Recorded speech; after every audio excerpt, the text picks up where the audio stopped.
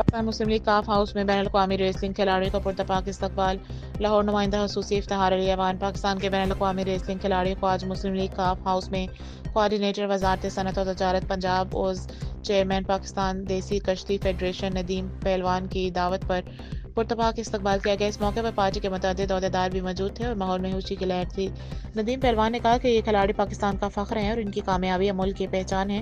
انہوں نے مزید کہا کہ ہماری جماعت کے سربراہ چودھری صاحبان ہمیشہ سے پہلوانوں اور اسپورٹس مینوں کی دل سے عزت افزائی کرتے ہیں۔